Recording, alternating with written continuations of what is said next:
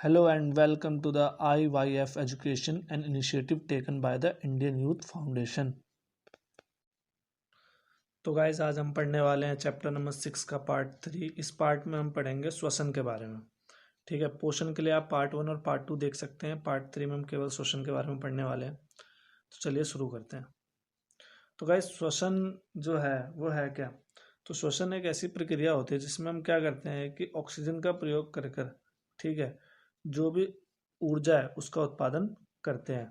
तो बेसिकली आपने पिछले पार्ट के अंदर आपने पढ़ा था कि हमें पोषण कैसे प्राप्त होता है। पोषण प्राप्त होने के बाद हम क्या करेंगे, बेसिकली हमारी बॉडी में ग्लूकोज बन गया। ठीक है, अब ग्लूकोज जो है वो 3 तरीके से टूटेगा।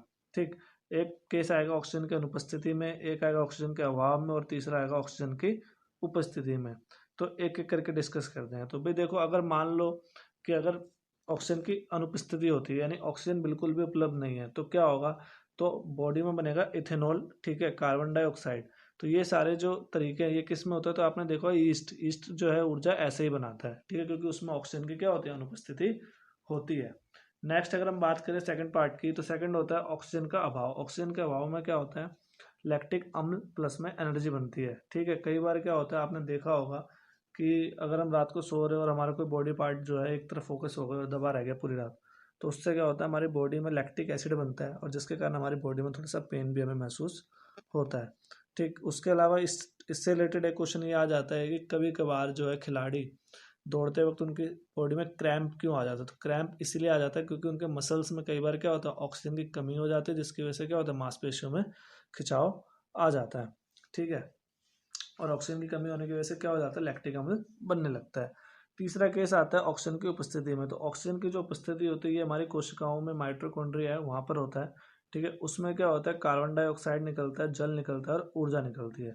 ठीक है, तो ध्यान रखना, जो ऑक्सीजन की उपस्थिति में ऊर्जा होगा वो निकलता है एटीपी, एडोनिसाइन ट्राइफॉस्फेट। ठीक, और जो ऑक्सीजन की अनुपस्थिति में ऊर्जा निकलता है वो होता है एडीपी, एडोनिसाइन डाइफॉस्फेट। एडीपी जो होता है एटीपी की तुलना में क्या होता है, कम शक्तिशाली होता है, यानी ऊर्जा कह सकते हो कम मात्रा में निकलती है इससे। समझ में आएगा? इस बहुत इंपॉर्टेंट है ये पूरा डायग्राम। ठीक है, तो आप इसको जरूर याद करें। ठीक, इस टॉपिक से बहुत बार आया हुआ है क्वेश्चन इससे रिलेटेड। अगर हम बात करें श्वसन के प्रकार की, तो श्वसन जो है बेसिकली 2 प्रकार के होते हैं, वायवीय और अवायवीय। वायवीय मतलब वायु की प्रेजेंस में, यानी कि ऑक्सीजन यहाँ पे। ठीक है, दूसरा अवायवीय क्या होता है, जो ऑक्सीजन की अनुपस्थिति में होता है। सिंपल सी बात है कि अगर ऑक्सीजन होगा तो वहाँ पे ग्लूकोज का क्या होगा, संपूर्ण उपचयन होगा और कार्बन डाइऑक्साइड, पानी और ऊर्जा निकलेगी। जबकि इसमें क्या होगा, ग्लूकोज पूरी तरीके से जो है उपचयित नहीं होता, जिसमें एथेनॉल और लैक्टिक अम्ल बनने की संभावना होती है।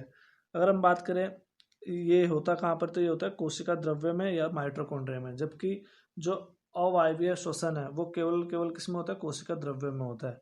ठीक, वायवीय श्वसन में एटीपी बनती है। ठीक है, जबकि इसमें क्या बनती है, 2 ATP बनती है। ठीक है, या एडीपी भी कह सकते हो आप, जिसमें कम ऊर्जा उत्पन्न होती है। और वायवीय श्वसन मानव में होता है और ये किस में होता है, ईस्ट के अंदर होता है। अगर हम मानव श्वसन क्रिया की बात करें तो बेसिकली देखो हमारे में क्या होता है, 2 तरह से हम सांस लेते हैं, अंत श्वसन और उच्च श्वसन। अंत श्वसन क्या होता है, अंत श्वसन मतलब हवा जब हम अंदर की ओर लेते हैं तो वृक्षीय गुहा फैलती है, जिसे इंग्लिश में डायफ्राम कहते हैं। जैसे ये है, यहाँ पे आप देख रहे हो ये जो डायफ्राम बना हुआ है, ये क्या होगा, ये इस तरीके से है तो ये क्या हो जाएगा, ऐसे हो जाएगा सपाट। ठीक, उसके अलावा क्या होता है, पसलियाँ जो है सिकुड़ने लगती हैं। ठीक है, इसमें क्या होता है, तीसरी चीज़ जो होती है इसमें वो होती है वक्ष जो ऊपर की ओर आ जाता है। ठीक है, और छाती जो है बाहर की ओर। जैसे हम सांस अंदर लेते हैं तो हमारा शरीर बड़ा फैलने लगता है ना। ठीक, उसके अलावा वायु में क्या होता है, वायु का दाब कम हो जाता है और इससे क्या होता है, वायु फेफड़े में भर जाती है। उच्च श्वसन मतलब क्या होता है कि वो जो हमारी वो है डायफ्राम वापस अपने मूल आकार में आ जाना। जैसे यहाँ पर देखो, ये जैसे ये सपाट हो जाती है जब हम सांस को अंदर लेते हैं, जब वापस सांस छोड़ते हैं तो वापस क्या होता है, ये आकार आ जाता है इसका। ठीक है, और ये पसलियाँ क्या होती है, सीधी हो जाती हैं, वक्ष अपने स्थान पर वापस आ जाता है। ठीक है, कभी आपने देखा है ना कोई सोता हुआ बंदा, जब देखते हो तो पेट उसका फूलता है और फिर पेट पे चढ़ जाता है, तो उस टाइप की जो सिचुएशन है उसकी बात कर रहे हैं हम यहाँ पे। ठीक है, उसके अलावा क्या दाब बढ़ जाता है जिसके कारण हवा जो है बाहर निकल जाती है, जैसे कार्बन डाइऑक्साइड हम सिंपली कहते हैं। ठीक, तो अंत श्वसन में क्या होता है कि वायुमंडल से श्वसन सांस को अंदर लेना जो है वो अंत श्वसन कहलाती है। उच्च श्वसन मतलब फेफड़ों से हवा बाहर निकालना। ठीक, नेक्स्ट अगर हम बात करें श्वसन की, तो बेसिकली जीवों को हम दो हिस्सों में बांट सकते हैं, एक जो स्थल पर रहते हैं और एक जो जल में रहते हैं। तो जो स्थल में होते हैं वो वायुमंडल से ऑक्सीजन का प्रयोग करते हैं, जबकि जो जल में रहते हैं वो जल में घुले हुए ऑक्सीजन का प्रयोग करते हैं। तो यहाँ पर एक क्वेश्चन आपसे पूछा जा सकता है कि मछलियाँ जो है वो काफ़ी तीव्र गति से सांस क्यों लेती है, क्योंकि यहाँ पर क्या होता है कि वो पानी में घुले हुए ऑक्सीजन का प्रयोग करते हैं श्वसन के लिए। और ये जो प्रोसेस है, ठीक है, अब क्योंकि पानी में जो ऑक्सीजन होता है वो काफ़ी कम होता है वायु की तुलना में, तो इसीलिए क्या होता है उन्हें अधिक बार सांस लेने की आवश्यकता पड़ती है। अब हम बात करते हैं मानव में श्वसन की। तो ये बेसिकली मानव में श्वसन का पूरा डायग्राम बना हुआ है यहाँ पर, ठीक है। ये नसा द्वार हो गया, मुख गुहा हो गया, ग्रसनी हो गया, फिर कंठ हो गया, फिर श्वास नली, उपस्थिति वलय, ठीक है। मैं एक एक करके सबको एक्सप्लेन करूंगा। फुसफुस, फिर पसलियाँ, ठीक है, श्वसनी, श्वसनिका, कुप्पिका कोश, ठीक। तो ये सारी चीज़ों को मैं एक्सप्लेन करने वाला हूँ। तो नसा द्वार क्या होता है गाइज? नसा द्वार वो नाक का सबसे पहला हिस्सा होता है जहाँ पे हम जिसके द्वारा वायु को अंदर लेते हैं। तो यहाँ पर क्या होता है, छोटे छोटे बाल होते हैं, ठीक है। उसके अलावा क्या होता है, म्यूकस होता है, ठीक है। म्यूकस का काम क्या होता है? म्यूकस का काम होता है कि जो भी डस्ट पार्टिकल है उसको वो फेफड़ों तक ना पहुंचने दे, और बाल का काम भी यही होता है। फिर आता है ग्रसनी। ग्रसनी मतलब यहाँ पर दो पाइप होती है, मैंने पिछले पार्ट में बताया था, एक फूड पाइप एक विंड पाइप, ठीक है।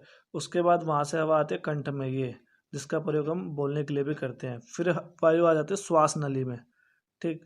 श्वास नली के बाद श्वसनी, ये जो पार्ट है इसे कहते हैं श्वसनी, ठीक है। फिर श्वसनिका, आप एनसीईआरटी में अपने डायग्राम में भी मैच कर सकते हो, ठीक। उसके बाद फेफड़े, उसके बाद कुप्पिका कोश और रुधिरवाहिका है। तो यहाँ से क्या है, वायु जो है कंठ के द्वारा श्वास नली में पहुँचती है, श्वास नली से श्वसनी में, और श्वसनी से श्वसनिका में, और फिर आ जाती है फेफड़ों में। अब फेफड़ों में आने के बाद क्या होता है, वहाँ पर होती है कुप्पिकाएँ, ठीक है। कुप्पिकाएँ इसे कहते हैं, ठीक है। एक हो गया तो कुपिका और बहुत सारे हो गए तो कुपिकाएं। ये जो होते हैं बेलून लाइक स्ट्रक्चर होते हैं ना, गुब्बारे जैसे होते हैं, ठीक है। इसके अंदर क्या होता है, छोटे छोटे श्वसनिकाएं होती है, ठीक है।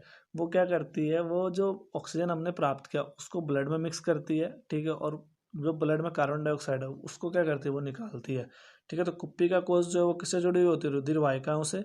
रुधिर वाहिकाओं द्वारा वो ऑक्सीजन को क्या करते हैं, हमारे ब्लड में मिक्स कर देती है, ठीक है। और फिर कार्बन डाइऑक्साइड उससे लेकर वापस हम जो है सांस छोड़ते हैं तो वो कार्बन डाइऑक्साइड के रूप में बाहर आ जाती है।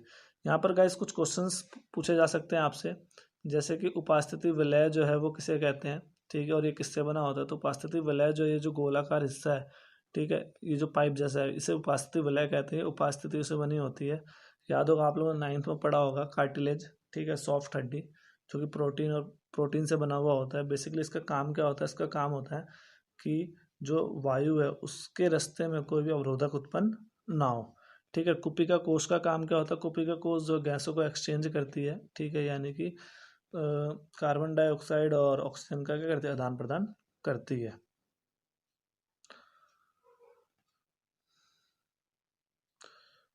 अब यहाँ पर गाइस हम बात करें, जो ऑक्सीजन है वो हमारे रक्त तक पहुँच चुका है, लेकिन रक्त में पहुँचने से सिर्फ काम कंप्लीट नहीं हो जाता रेस्पिरेशन का। उसके बाद उसको कहाँ पहुँचना है, जहाँ पे उसे कार्य करने हैं, कोशिकाओं में।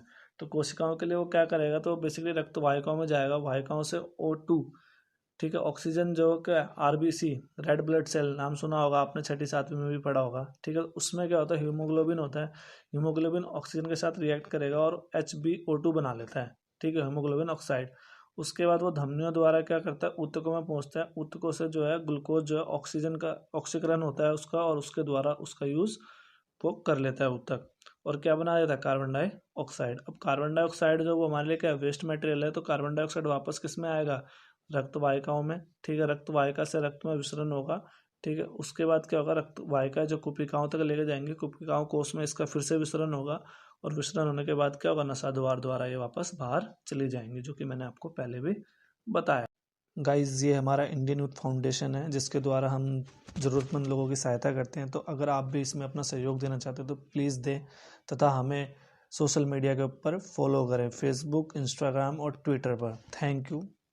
So guys, thank you for listening. Please like, share and subscribe our channel.